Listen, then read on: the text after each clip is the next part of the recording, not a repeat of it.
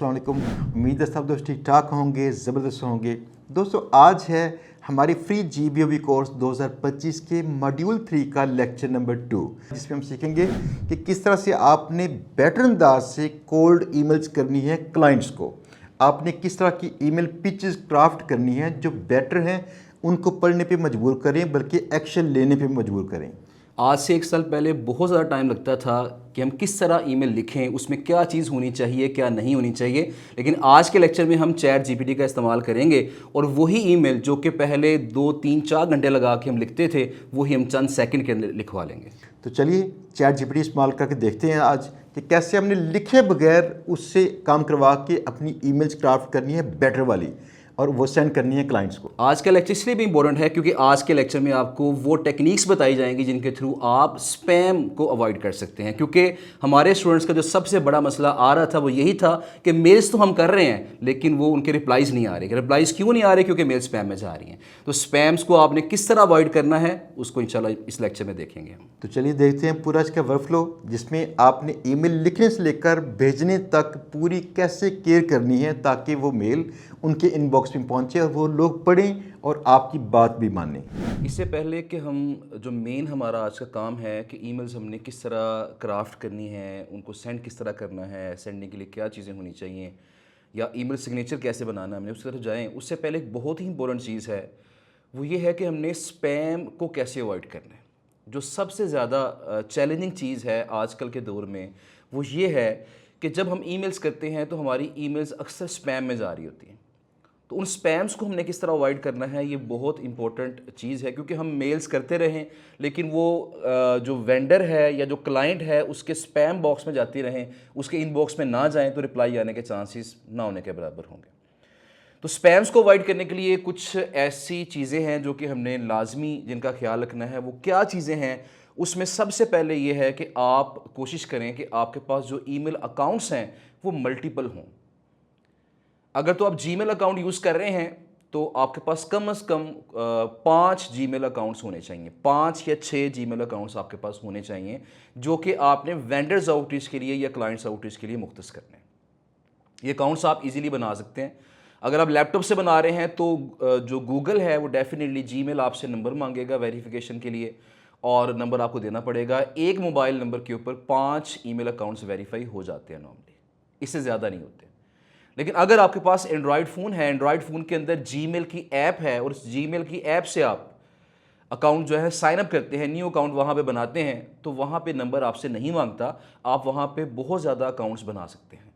अगर आपके पास आईफोन है, आईफोन के अंदर आप जीमेल की ऐप इंस्टॉल करें तो वहाँ पे 10 अकाउंट्स की लिमिट है। आप वहाँ पे 10 अकाउंट्स ऐड कर सकते हैं without adding the number. Phone number add किए बगैर वहाँ 10 अकाउंट्स आपके ऐड हो सकते हैं। तो बहरहाल आपके पास मल्टीपल ईमेल अकाउंट्स होने चाहिए और हमने कोशिश ये करनी है कि अपनी आउटरीच स्टार्ट करने से पहले तमाम ईमेल अकाउंट्स को वार्म अप कर लें। ईमेल अकाउंट्स को वार्म अप कैसे करना है उसके लिए मुख्तलिफ टूल्स हैं जो कि अवेलेबल हैं। ईमेल वार्म अप करने के हवाले से स्नो के बारे में मैंने एक वीडियो अपने चैनल पे की हुई है, उसको लाजमी देखिएगा और अपने ईमेल अकाउंट को वहाँ से वार्म अप कर लीजिएगा। वार्म अप करने के बाद जो बारी आती है वो ये है, जो एहतियातें हमने करनी है स्पैम से बचाने के लिए, वो ये है कि आपने जब भी ईमेल सेंड करनी है तो हमेशा कोशिश करनी है कि यकदम आपने ज़्यादा ईमेलें सेंड नहीं करनी है।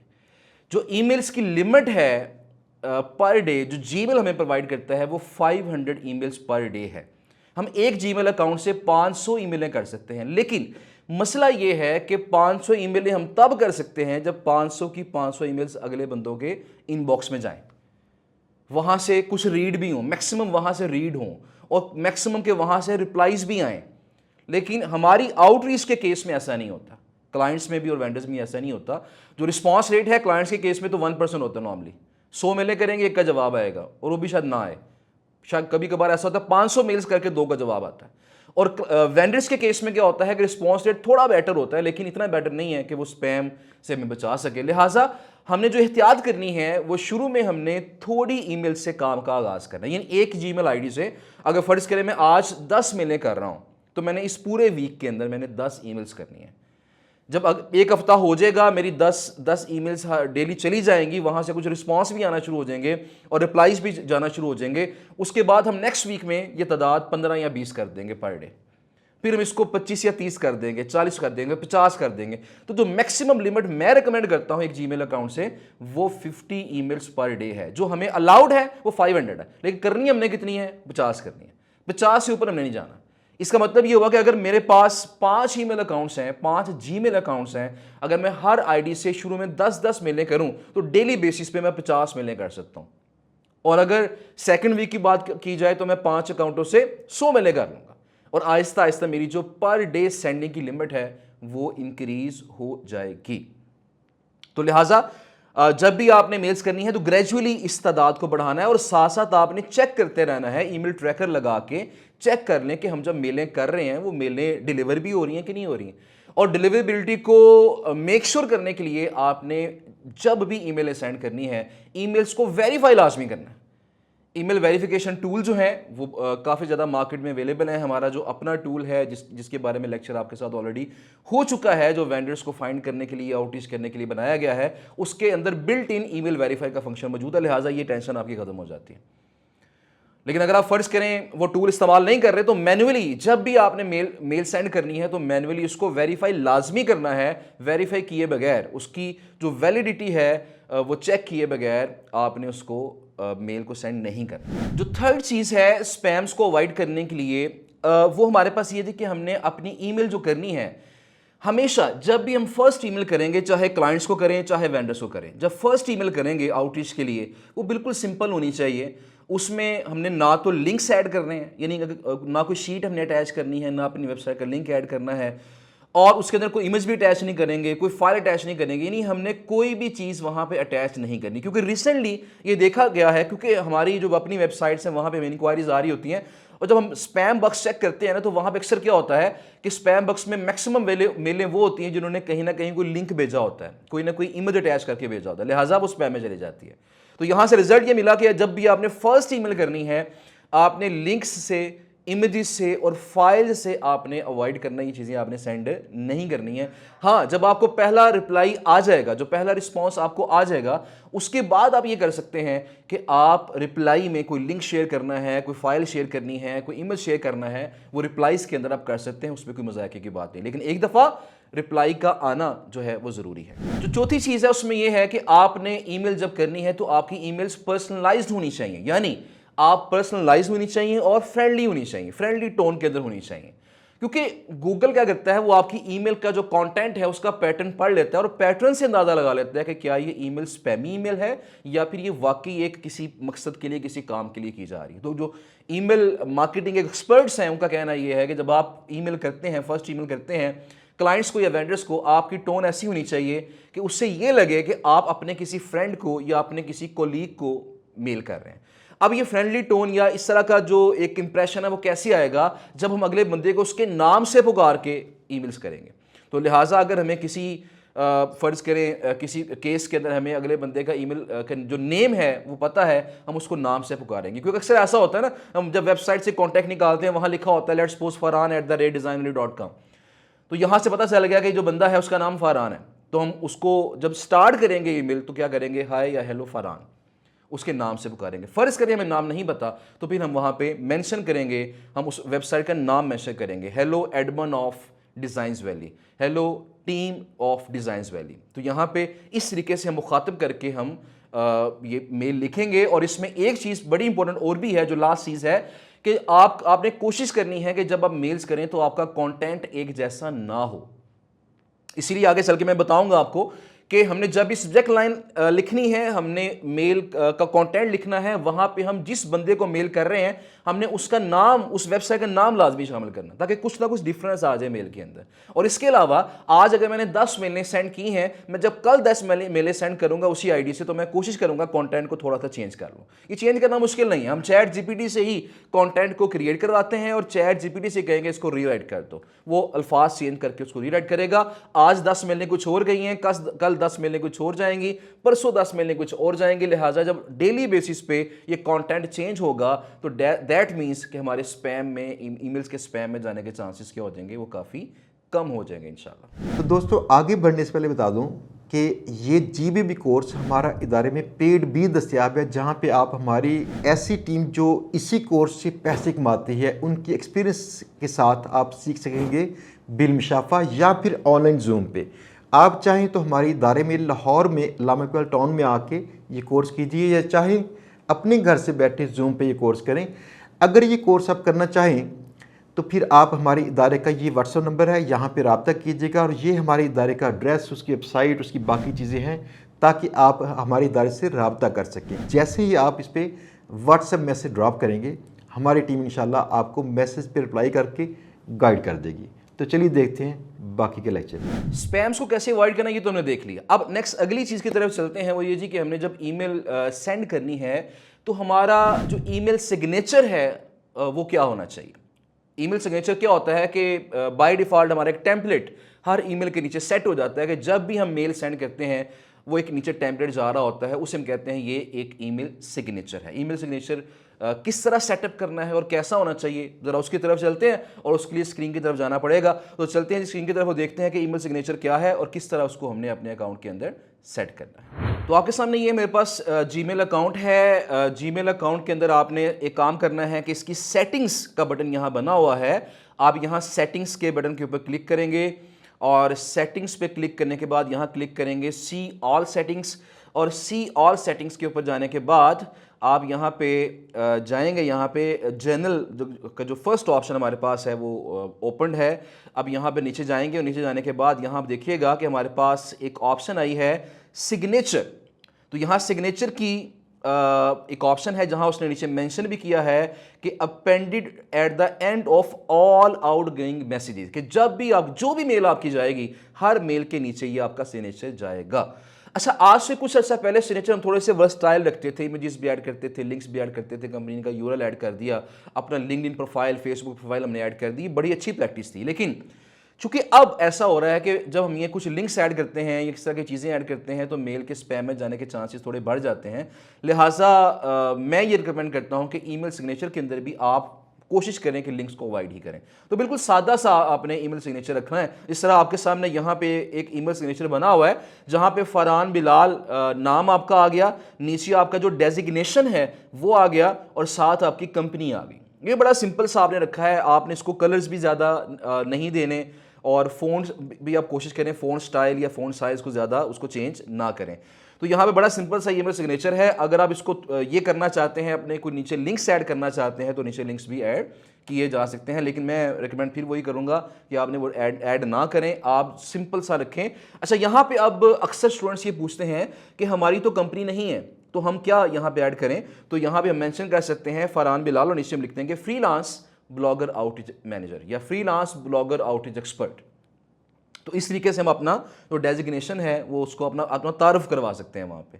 ओके, अब यहाँ पे ये जो हमारे पास सिग्नेचर है वो कैसे बनाना है उसके लिए देखिए यहाँ पे एडिटिंग की ऑप्शन मौजूद है। मैंने नाम को चेंज करना है, मैंने यहाँ पे जो फ़ॉन्ट साइज़ है उसको इंक्रीज़ करना है, डिक्रीज़ करना है, बोल्ड करना है, इटैलिक करना है, अंडरलाइन करना है, जो टेक्स्ट का कलर है या बैकग्राउंड कलर है वो चेंज करना है। वो तमाम मेरे पास ऑप्शन मौजूद है। मैंने लिंक ऐड करना है, अपनी फ़ोटो ऐड करनी है, ये तमाम चीज़ें आपके पास जो है वो तमाम फॉर्मेटिंग की ऑप्शन मौजूद हैं। अब इन तमाम ऑप्शंस को इस्तेमाल करके आप यहाँ पे सिग्नेचर क्रिएट कर सकते हैं। इसके अलावा बहुत सारे ऐसे टूल्स हैं जो कि आपको फ्री में सिग्नेचर क्रिएट कर देते हैं। अगर आप गूगल पे जाके सर्च करें फ्री ईमेल सिग्नेचर जनरेटर तो आपको बहुत सारी ऑप्शन देगा, जिसमें से एक ऑप्शन HubSpot की भी होगी, काफ़ी फेमस वेबसाइट है। तो वहाँ जाके आप अपना जो ईमेल सिग्नेचर है वो क्रिएट करके उसे कॉपी करके यहाँ आके पेस्ट कर सकते हैं, तो वो आपको एडिटिंग नहीं करनी पड़ेगी वहाँ पे। तो लेकिन मेरे ख्याल में ये बड़ी सिंपल सी चीज़ है, आप यहाँ पे इसको ऐड करें, ये आपका इजीली ऐड हो जाएगा। और ये ऐड करने के बाद एक चीज़ आपने हरगिज़ नहीं भूलनी, वो ये है यहाँ पे सेव चेंजेस। जब तक आप सेव चेंजेस नहीं करेंगे तब तक आपका जो सिग्नेचर है वो आपकी ईमेल्स के अंदर अपेंड नहीं होगा, वो यूज़ वहाँ पे नहीं होगा। ईमेल सिग्नेचर के बाद अगली बारी आती है कि हमने अब जो ईमेल सेंड करनी है वो क्या होगी। तो मैं हमेशा क्लास में कहता हूँ कि वेंडर्स को ईमेल सेंड करना, जिन साइटों को हम आउटरीच कर रहे हैं, जिनकी अथॉरिटी 20 से लेके 50-60 के दरमियान है, इनको ईमेल सेंड करना कोई ज़्यादा कह लें कि मुश्किल चीज़ नहीं है। अगर आप सिंपल सी ईमेल्स भी करेंगे तो मोस्टली इनका जवाब आ जाता है। हाँ, क्लाइंट्स को आउटरीच करते हुए हमें हर एक लफ्ज़ का, हर एक लाइन का ख्याल रखना पड़ता है। तो वेंडर्स को हमने क्या ईमेल करनी है, चैट जीपीटी से ही हम क्रिएट करेंगे। तो मैंने ऑलरेडी चैट जीपीटी को प्रॉम्प्ट दिया हुआ है, उसको हम चेक कर लेते हैं। मैंने उससे कहा जी कि मैं एक ब्लॉगर आउटरीच एक्सपर्ट हूं और फैशन की ब्लॉग साइट्स को गेस्ट पोस्ट के लिए आउटरीच करना चाहता हूं। देखिए थोड़ा सा आपने ना इसको पर्सनलाइज कस्टमाइज करना है। आप जिस निश की साइटों को आउटरीच करना चाह रहे हैं उसका जिक्र यहां कर दें।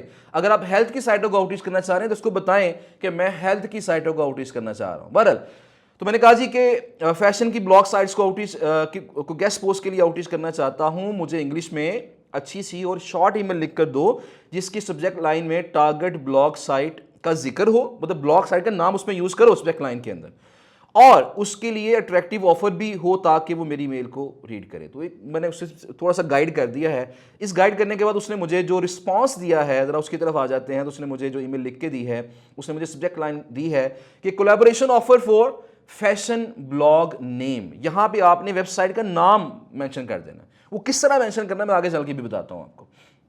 उसके बाद यहां पे हाय और आगे जो नेम आएगा, अगर तो आपको उस पर्सन का नाम पता है जिसको आप मेल कर रहे हैं तो डेफिनेटली आप उसका नाम पुट करेंगे। लेकिन अगर आपको नाम नहीं पता उसका तो यहां पे मेंशन करेंगे हेलो एडमिन ऑफ फलां वेबसाइट, यानी admin of designs valley, admin of get guest post, admin of ranking champs etcetera. तो जो भी जिस भी वेबसाइट को आप मेल करने जा रहे हैं आप उसका नाम यहां पे मेंशन कर सकते हैं। उसके बाद आई केम अक्रॉस और यहां फिर उस ब्लॉग का नेम आ गया, उस वेबसाइट का नाम आ गया, and was really impressed with your content style etc. I am currently working with a few fashion focused brands looking to collaborate with quality blogs like yours.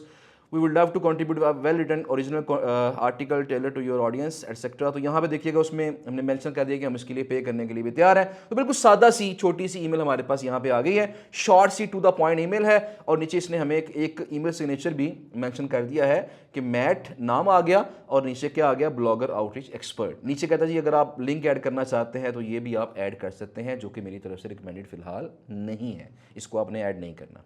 Okay अब ये first email आपकी आ गई, इस email को आपने send करना है। इसको सेंड कैसे करना है या आपने जीमेल के अंदर एज अ टेम्पलेट सेव कैसे करना है वो आगे चल के बताता हूं मैं अभी आपको।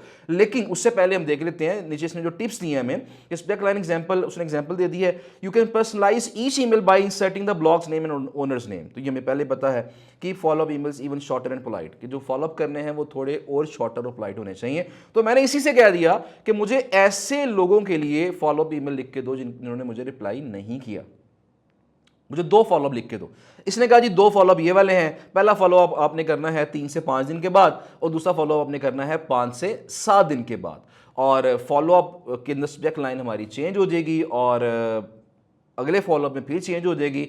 हमने यहाँ जो कोशिश करनी है, जो ईमेल सेंड करनी है वो मंडे टू फ्राइडे करनी है, यानी अगर हमारी पहली ईमेल मंडे वाले दिन सेंड हो रही है तो दैट मीन्स हमारा जो पहला फॉलोअप है वो थर्सडे वाले दिन सेंड होगा और हमारा जो अगला फॉलोअप है फिर हमारा अगले मंडे को वो सेंड होगा। तो लिहाजा हमारा एक 8 डेज पे मुश्तमिल एक साइकिल बन जाएगा। पहली ईमेल मंडे, दूसरी ईमेल थर्सडे और तीसरी ईमेल मंडे। इसके अलावा जिसको हम ट्यूसडे को मेल कर रहे हैं तो पहली ईमेल ट्यूसडे, अगली ईमेल फ्राइडे और उससे अगली ईमेल जो है फिर दोबारा मंडे या ट्यूसडे को चली जाएगी। तो इस तरीके से हम 8 डेज पे मुश्तमिल एक साइकिल सेट कर लेंगे और एक हफ्ते के अंदर 3-3 ईमेल्स हर उस बंदे को जाएंगी जो हमें रिप्लाई नहीं कर रहा। अगर 3 ईमेल्स के बाद भी वो रिप्लाई नहीं करता तो उसको फिलहाल हमने छोड़ देना है, क्योंकि कुछ जो एडमिन्स होते हैं बाद वक्त बिजी होते हैं, वो टाइमली रिस्पॉन्ड नहीं करते, वो कुछ अरसे के बाद आपको रिप्लाई करते हैं। तो जब रिप्लाई हमें आएगा तब हम अपनी बात को वहाँ से कंटिन्यू कर लेंगे। अच्छा जी, अब ईमेल्स भी हो गई हैं और हमने फॉलोअप्स भी कर लिए हैं। और जो मैंने एक बात आपको बताई थी कि आपने कोशिश करना है कि गाहे बगाहे कंटेंट को चेंज करते रहें। तो यहाँ पे चेंज कैसे करना है, अब यहाँ देखिएगा, यहाँ पे जनरेट की एक ऑप्शन मौजूद है। मैं इस पर क्लिक करता हूँ और यहाँ पे इसको दोबारा से रीराइट करवा लेता हूँ कि मुझे रीराइट करके दो।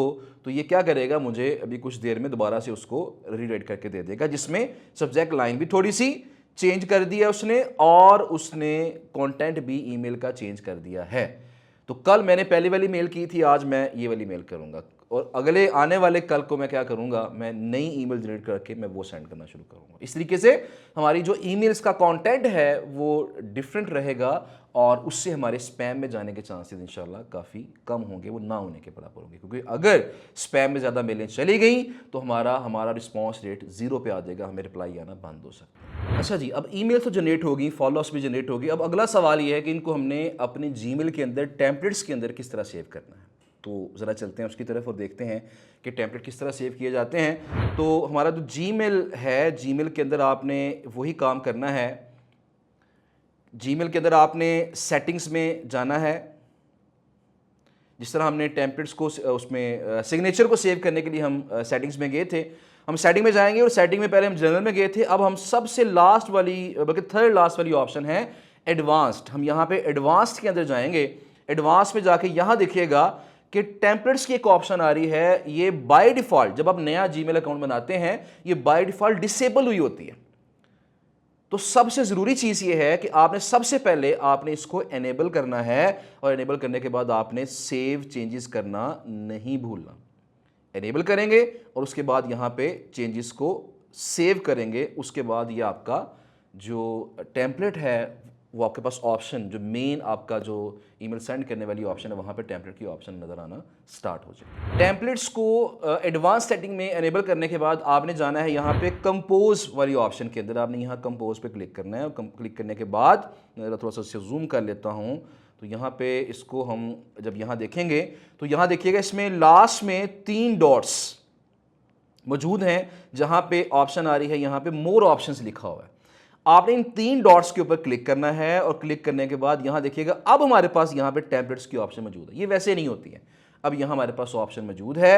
अब यहाँ पे जो ऑलरेडी टेम्पलेट्स मैंने सेव किए हुए हैं वो हमारे पास यहाँ पे नज़र आ रहे हैं, लेकिन हमने एक नया टेम्पलेट सेव करना है। फ़र्ज़ करें तो मैं यहाँ क्या करूँगा, सेव ड्राफ्ट एज टेम्पलेट। मैं जब इसके ऊपर माउस लेके आऊँगा तो लेफ्ट साइड पे एक और छोटा सा पेज खुल गया। अब यहाँ पे मैं करूँगा सेव एज न्यू टेम्पलेट, इस पे हम क्लिक करेंगे। लेकिन उससे पहले मैं काम कर लेते हैं कि जो टेम्पलेट हमने बनाया था चैट जीपीटी से जाके, हमने जो क्रिएट किया था, मैं पहले उसको यहाँ से कॉपी पेस्ट कर लेता हूँ ताकि हमारा जो मेन चीज़ जो कंटेंट है वो ऑलरेडी उसके अंदर आ चुका हो। तो यहाँ से मैंने चैट जीपीटी से कॉपी किया और कॉपी करने के बाद मैंने यहाँ उसको पेस्ट किया और पेस्ट करने के बाद ये जो सब्जेक्ट लाइन थी मैंने उसको यहाँ से कट करके सब्जेक्ट की जगह पेस्ट कर दिया और यहाँ से हमारा इधर से इसको मैंने फ़िलहाल ख़त्म कर दिया। लें जी, अब ये हमारा जो है जो फर्स्ट ईमेल का जो टेम्पलेट है एक हमारे पास यहाँ पे बन गया है।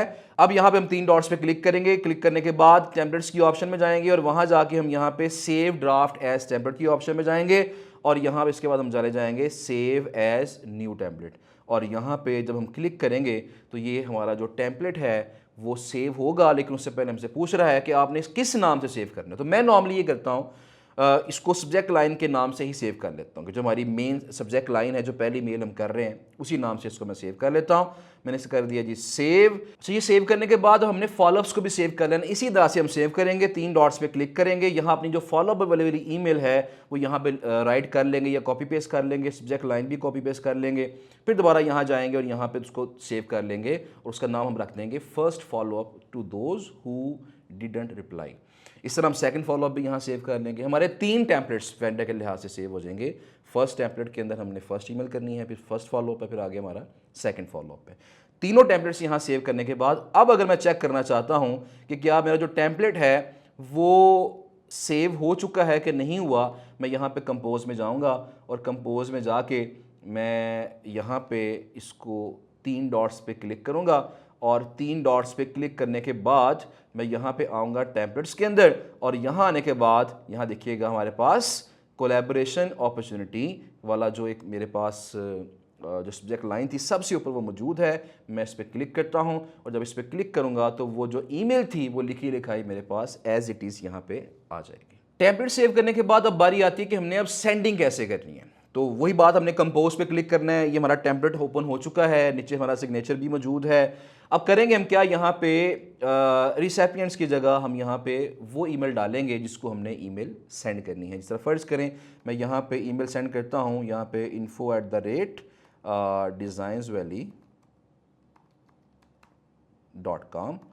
तो जिस वेंडर को हमने मेल सेंड करनी है उसका ईमेल एड्रेस यहाँ पे हम कॉपी पेस्ट कर देंगे टू के अंदर, और सब्जेक्ट लाइन के अंदर हम जिस वेबसाइट को मेल कर रहे हैं want to publish guest post on your blog, और यहाँ ब्लॉग का नेम आएगा और ये ब्रैकेट्स हम खत्म करके ब्लॉग के नेम की जगह मैं यहाँ पे मेंशन कर दूंगा डिज़ाइंस वैली।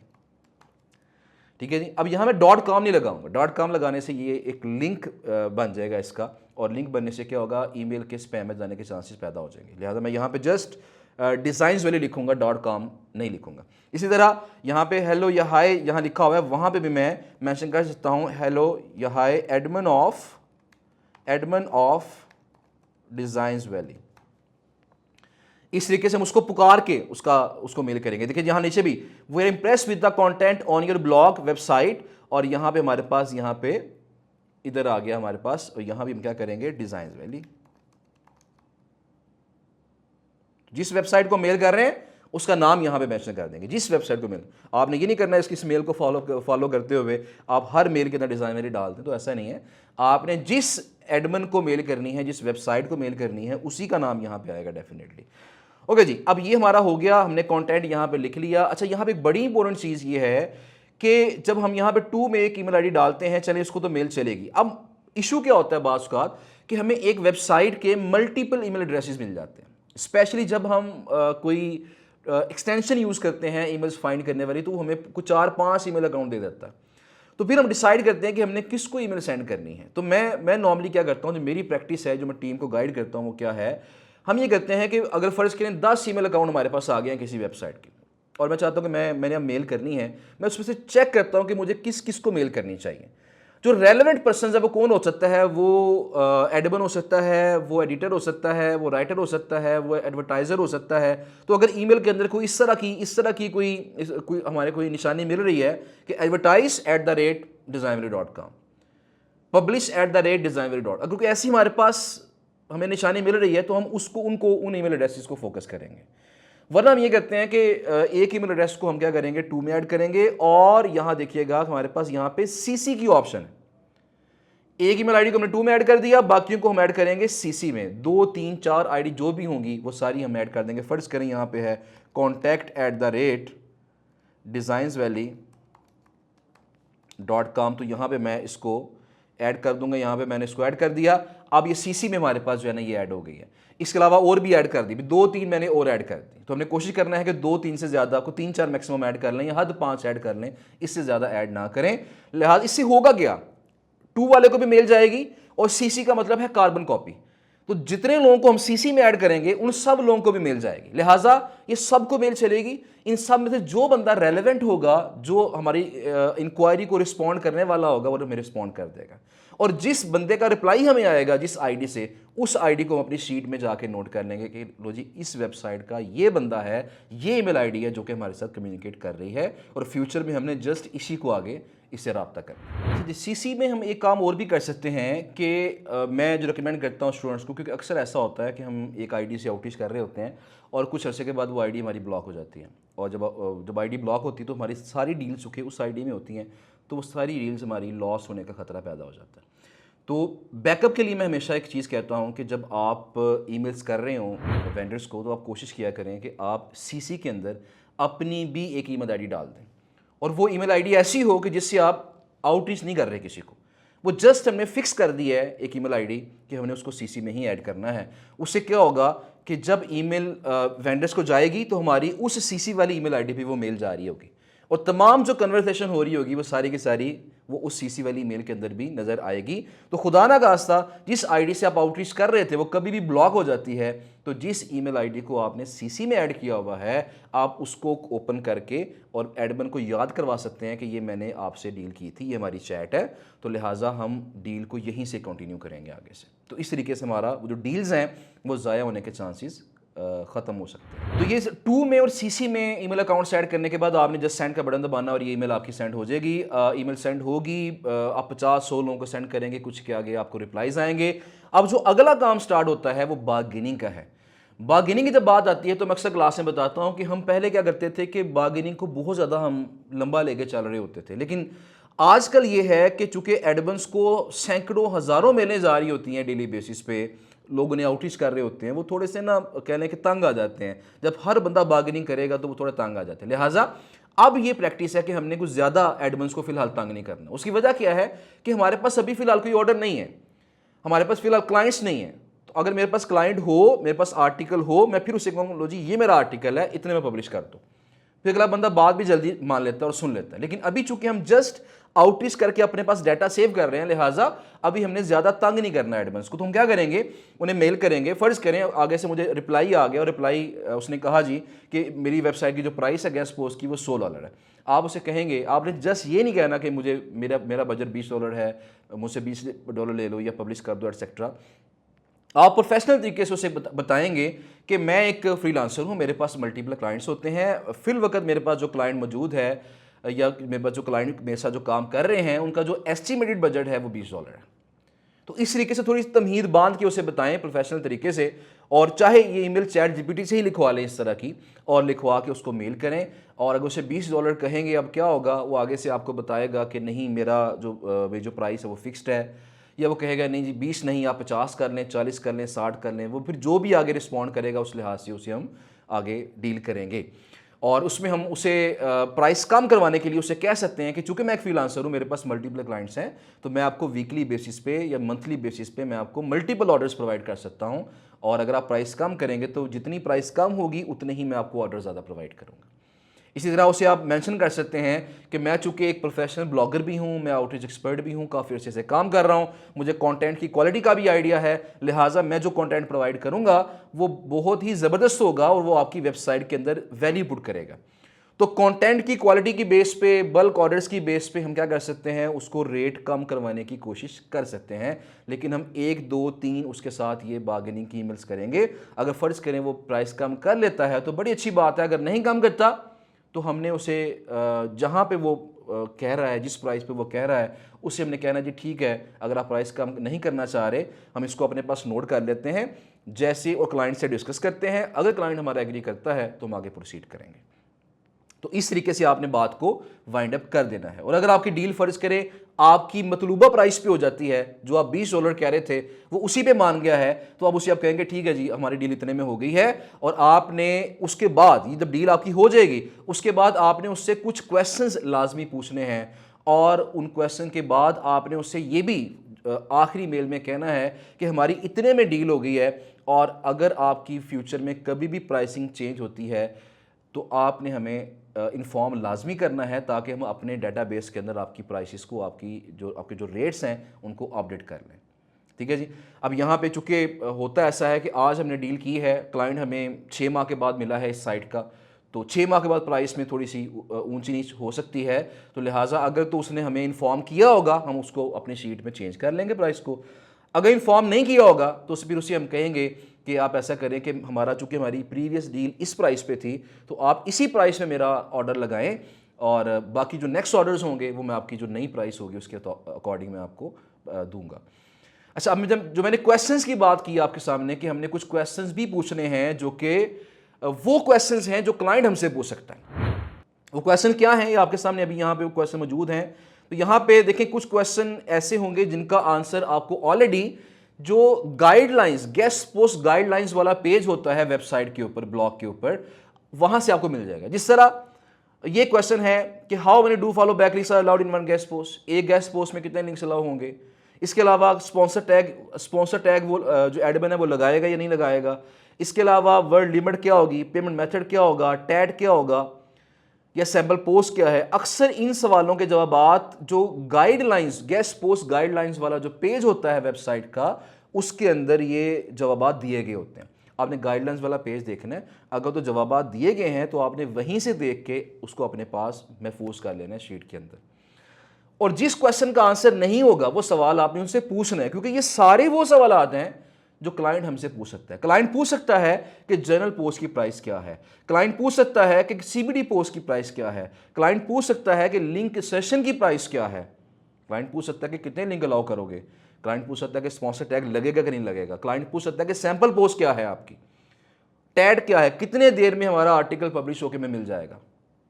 तो ये तमाम वो क्वेश्चंस हैं जो कि क्लाइंट आपसे पूछ सकता है। लिहाजा हमें इन क्वेश्चंस का आंसर पहले से पता होना चाहिए, वरना अगर क्लाइंट ने ये सवाल पूछ लिया तो हमें उस वक्त वेंडर को मेल करनी पड़ेगी, फिर उसका जवाब जल्दी आए लेट आए तो हमारे लिए थोड़ा सा मसला बन सकता है। नहीं जी, इसी के साथ हमारा जो आज का वेंडर्स आउटरीच वाला जो लेक्चर था उसको हमने कंप्लीट कर लिया है। इसके अंदर हमने मल्टीपल चीज़ों को डिस्कस किया है। उम्मीद है कि तमाम चीज़ें आपने सीखी होंगी और इनको आप जल्द ही इम्प्लीमेंट करके वेंडर्स को आउटरीच करना स्टार्ट करेंगे। तो दोस्तों ये था लेक्चर जिसमें हमने सीखा किस तरह से आपने डिफरेंट किस्म की ईमेल पिचेस लिखनी है, चैट जीपीटी इस्तेमाल करके या फिर खुद से। तो इसमें असाइनमेंट्स क्या होंगी हमारी? असाइनमेंट ये जी कि आपने जो 3 डिफरेंट निशेस की वेंडर साइटें आपने फाइंड की हुई हैं, आपने उन वेंडर्स को मेल सेंड करने के लिए ईमेल जनरेट करनी है और वो आपने जनरेट करनी है थ्रू चैट जीपीटी। कोशिश करें कि एक निश के वेंडर्स को जो ईमेल्स करनी है उसकी 2-3 कॉपीज़ आपके पास हों, ताकि रोटेशन के साथ उसे आप सेंड करें और स्पैम में जाने के चांसेस आपके कम से कम हों। तो आपने बस करना ये है कि ये मेल सेंड करनी है और टारगेट आपका ये है कि आपने एट द एंड कम से कम 10 डील्स करनी है हर निश की। आपके पास यानी 30 डील्स होनी चाहिए, 10-10 ईच निश की आपके पास डील्स होनी चाहिए। उसके लिए आपने मेल सेंड भी करनी है, उनको वेरीफाई भी करना है, निगोशिएट भी करना है उनके साथ, और एट द एंड आपके पास 30 डील्स होनी चाहिए। इसके लिए चाहे आपको 10 मेल्स करनी पड़े, चाहे आपको 100 मेल्स करनी पड़े एक निश की, आपने बस टारगेट ये अचीव करना है। चलिए अगला लेक्चर है लेक्चर नंबर 2 मॉड्यूल 3 का, जिसमें हम सीखेंगे कि किस तरह से आपने ईमेल लिखनी है डिफरेंट किस्म के पोटेंशियल क्लाइंट्स को, ताकि उन क्लाइंट्स को आप किस तरह से आमादा करें कि वो आपकी सर्विसेज ले सकें।